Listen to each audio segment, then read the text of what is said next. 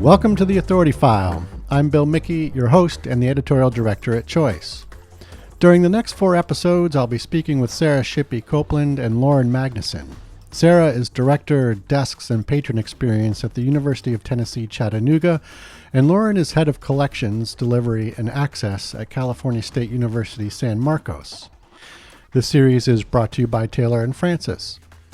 Now pay attention to those job titles because they're not just important on their own, they're key to our discussion, which focuses on how Sarah and Lauren and their libraries are altering operations to safely maintain services during the COVID-19 pandemic. We'll hear about what they did, how they did it, what worked and what didn't, and how they adjusted along the way. In this first episode, Sarah and Lauren talk about the very different ways their libraries prepared for an unprecedented service environment.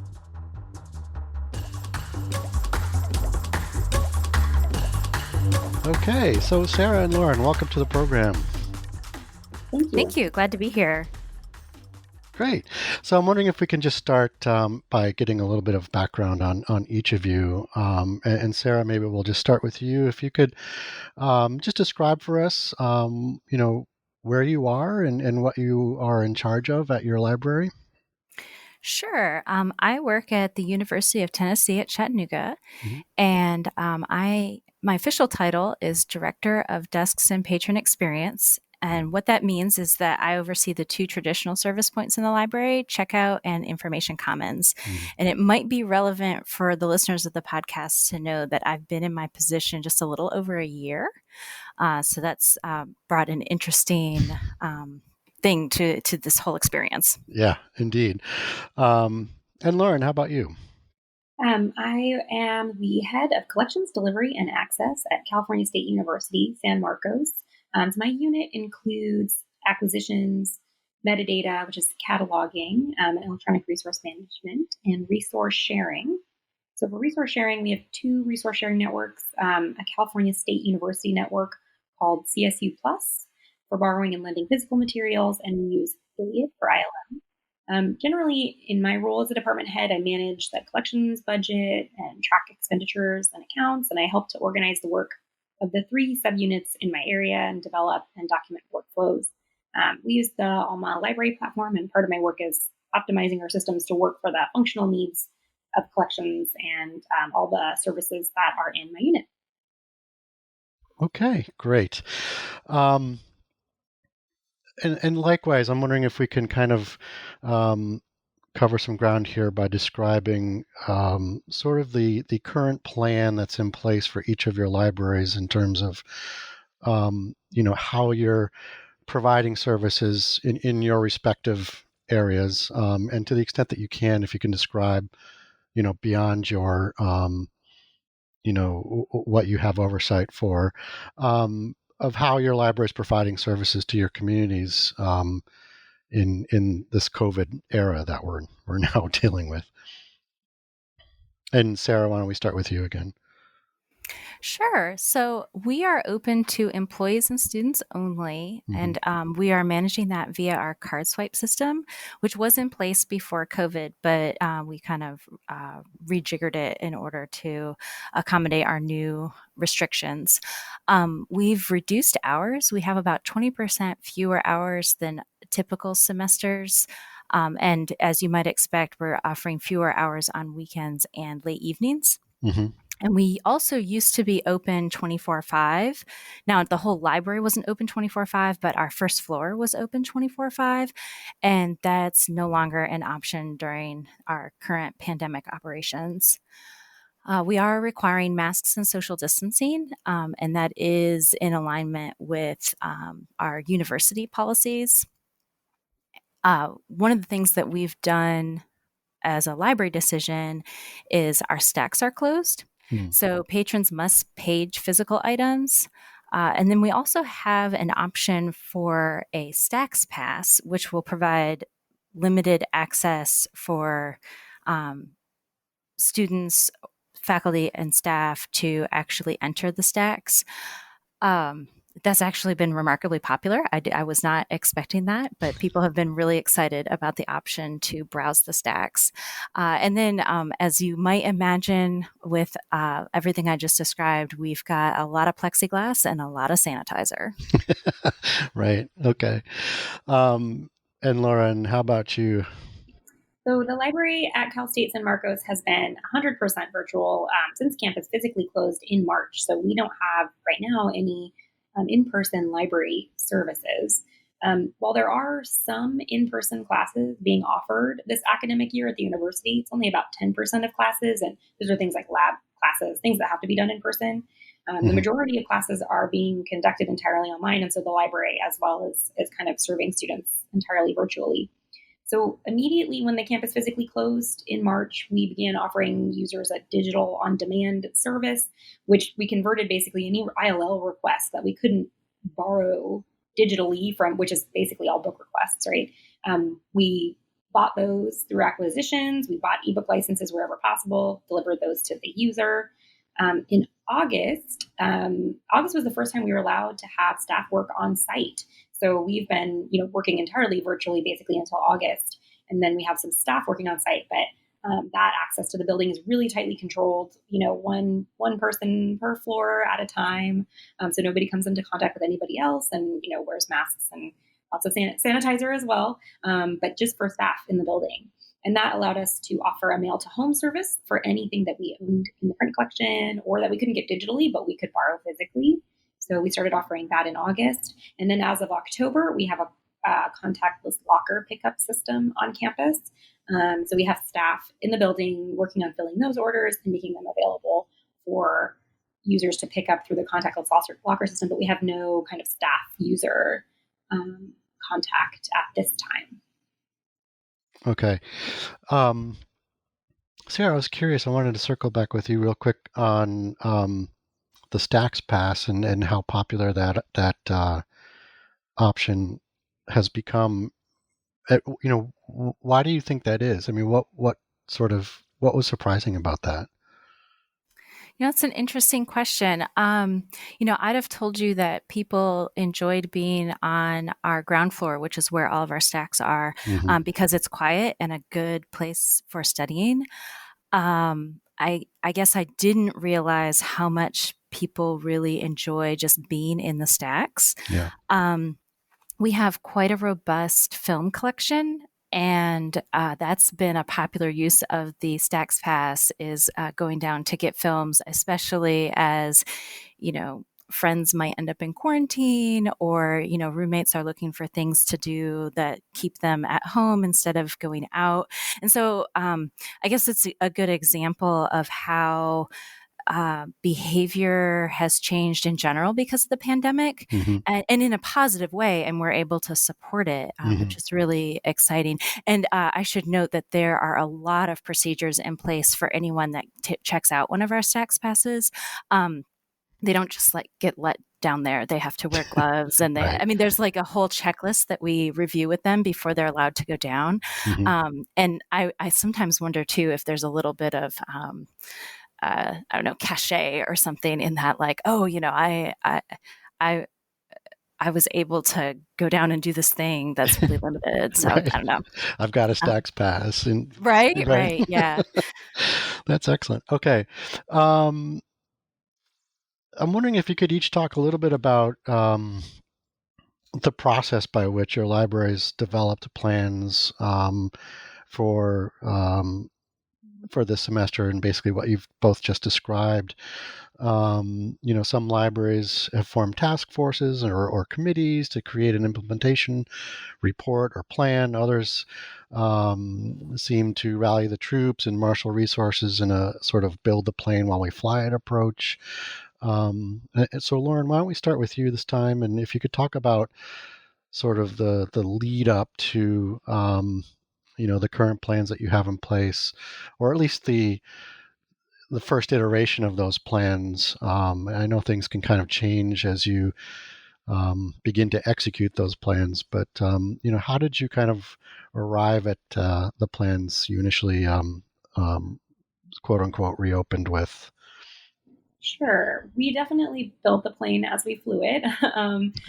Really, I think because that digital on demand service that we began offering in March, which is not something that we really did any planning about. It was really like we're getting requests for things and we have no way to fill them. Why don't we just buy them?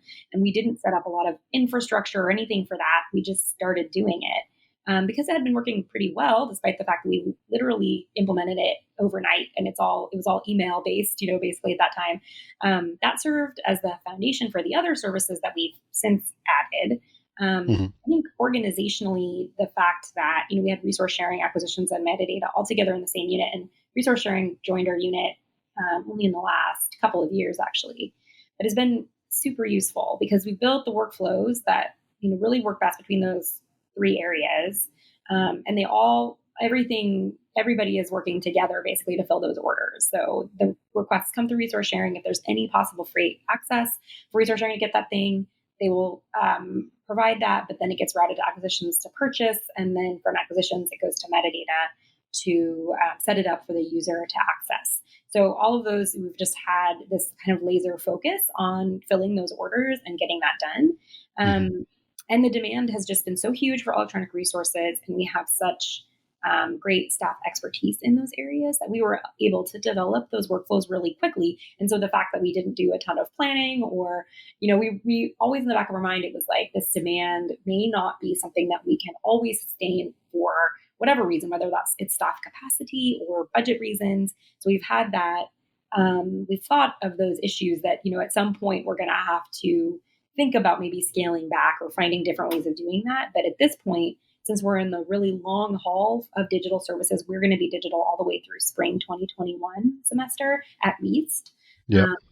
We've just started to kind of think about how can we further streamline these things so that it is more manageable. It's not something that we're just rushing to manage over a few month period. It's really for more than a year. This is how we're going to be operating. So I think the fact that we can tie it directly to these user needs. We can tie it to student success because we know these materials are being used for student research, for faculty research and teaching. Just prioritizing that workflow and then letting, any other projects or any other work that may not be quite as time sensitive or critical, we've kind of just pushed that off until a later date. And some of that's starting to come back, but we've really had this laser focus on that, resource delivery during this time. Okay, excellent. And then Sarah, how did your library develop its process?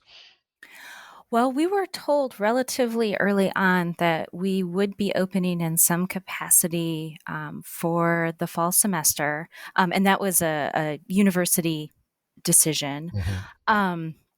And from there, the decision kind of filtered down through various groups, and the library dean chose to form a task force to review the existing literature on, best practices for reopening in libraries and just, handling stuff, Right. being around others, just the sort of general office practices, but then also specific library practices. And then I thankfully was not invited to participate in that task force, and I did not volunteer either. Not because I'm not interested. I actually find it pretty interesting and fascinating, but I knew that given my role in the library that I was going to have my work cut out for me soon enough. So I happily let my colleagues dig into the literature and make recommendations, and they issued a report with fairly detailed recommendations, which was very much appreciated. They did a lot of heavy lifting for the rest of us and a lot of thinking through like what it would mean to be open in a pandemic. And so then once the report was issued, it was up to the various library units to figure out how to implement. So in addition to my unit, there are other units like our studio, our special collections, our writing center, our technology folks, so all these different units had to figure out how to make the plan actually happen and then also work across units to make things happen. So there was a lot of building the plane in flight, although not quite the way that Lauren just described. Right. So there was so the unit heads did there was some communication there among yourselves to sort of be aware of how each of the units were kind of handling the recommendations from the report, so you can have some kind of unified approach. Oh, Or definitely. yeah, Yes. okay. Yes. And so, for example, the information commons as a service point reports up through me. But one of the key features of the information commons is that it's the largest computer lab on campus. Mm-hmm. And we have folks in our library IT department who support that computer lab. And so we were very much in conversation with them and with our head of IT about which computers were going to be available. How are we going to communicate this? And then, of course, they were in communication with units across campus because, like, for example, the University Office of Information Technology had its own protocols in place for what labs were doing. So, for example, our computers that are not available due to social distancing restrictions, they're actually available for students to remote into and use our software remotely. Mm-hmm. And that obviously was a campus decision. Actually, it might have even been system now that I think about it. But at any rate, it happened well above the library. Right. and it was our folks who, helped communicate that to, for example, me and other folks in public services. And, we really had to work together to make sure we had clear signage, make sure that we had a clear process for making the lab available and that sort of thing. Okay. Lauren, I want to go back to you real quick, and I'm wondering if I think I may know the answer to this question, but because you guys got set up so quickly and kind of knew what you needed to do right away, but I'm wondering if there was any contingency planning over the summer when things seemed to be so much up in the air. If you plan for any other types of reopening scenarios, and I use that term loosely in your case, especially since you are obviously 100% virtual. But with so much unknown, I guess, over the summer, and as institutions kind of, kept their plans close to the vest in terms of, what a school was going to do for the fall and whether it was going to fully reopen or go hybrid and so on. I mean, did you and your teams plan for any contingencies or other reopening scenarios than the one you have now? We have actually been really, I think fortunate in the CSU that we've known really early on what the plans Yeah. were and that those plans were very definitive. So we knew Okay. we were going to be all virtual throughout the entire fall semester. We knew that kind of early on in the summer, and that there was no like campus choice. That was a CSU wide decision. The whole Cal State system went all virtual, Yeah. and then we knew about our spring semester right at the start of fall. So it's definitely been a huge relief not having to plan for contingencies. I mean, I think what Sarah's talking about, there's so much complexity in rolling out in-person services that we feel, I think kind of lucky in a way that we're not having to figure all that out yet. Of course, that's coming. But I think learning from what the other universities that have already dealt with this, will be really useful for us. We just haven't had even our limited staff in the building has brought up so many questions about workflows and keeping the staff in the building safe and who's working where and how do the things like bathrooms work and all of that stuff. It's Right. there's just so many questions just about having only staff on site. So it has been a bit of a relief, I think, for us to know that we're just virtual. But I will say, I think, some of the things that Sarah's saying, like that interest in the Stacks Pass and having the physical building be available to students and having the books be available to students, that's also something that that I think we kind of had this assumption, well, the ebooks will be sort of fine for students, that those will serve all of the needs. But we've also had that same, sense that there is something about the physical building space, the ability to be around the books, to take books off the shelves, that our users are missing in an all virtual environment for sure. Right. And then Sarah, how about you? I mean, was it basically, the task force handed you the report and that was that, or were you were there other kinds of scenarios kind of sitting in the background just in case? Well, we've had an interesting time of it the last 7 months or however long we've been in the middle of this.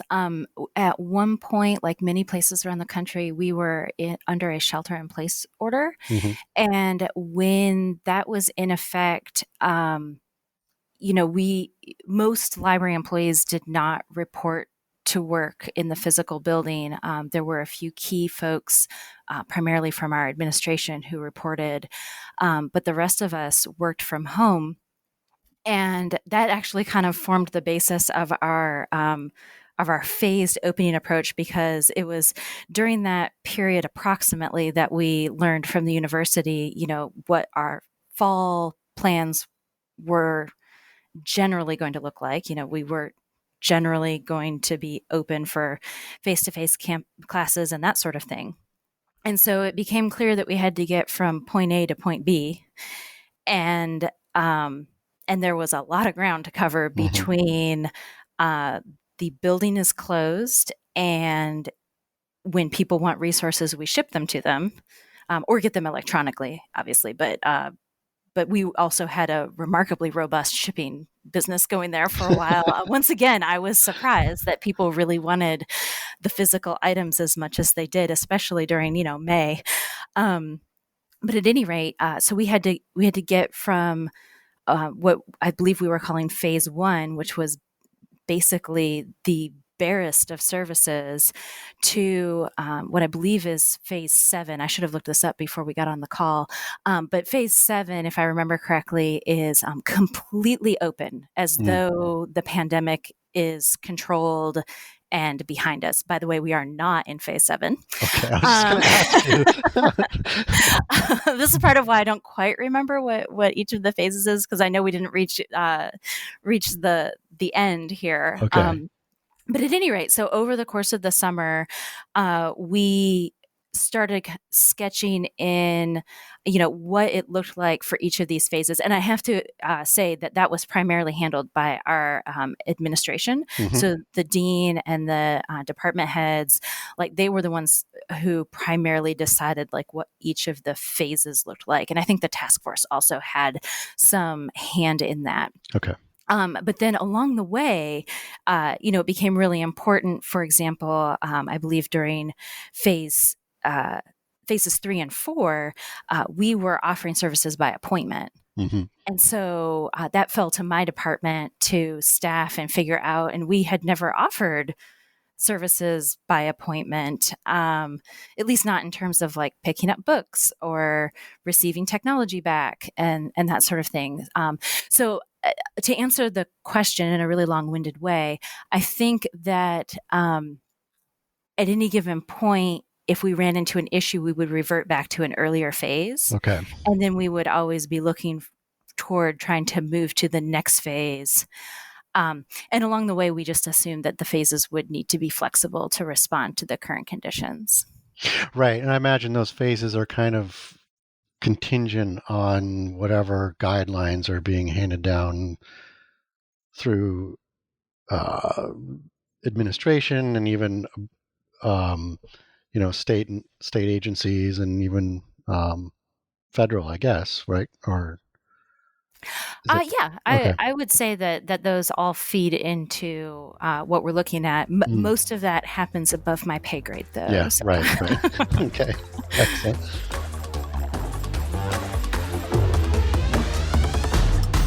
You just heard from Sarah Shippey Copeland and Lauren Magnuson. Sarah is Director, Desks and Patron Experience at the University of Tennessee Chattanooga, and Lauren is Head of Collections, Delivery and Access at California State University, San Marcos. This episode was sponsored by Taylor and Francis.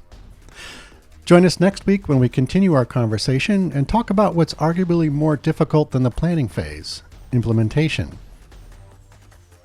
Within the university-wide guidance on this, our dean and library administration has been helping us to take a library-wide approach where all employees are responsible for enforcement. It tends to fall pretty heavily to my department because we are the ones who are present and interacting with folks day to day. We also are the ones that are here weekends, late at night, when, as I'm sure everyone who's worked in a library knows, there tends to be more shenanigans than during the day. If you like what you hear, rate us or give us a review on your podcast platform of choice. And if there's a topic you'd like us to cover, drop me a line. I'm at bmickey@ala-choice.org.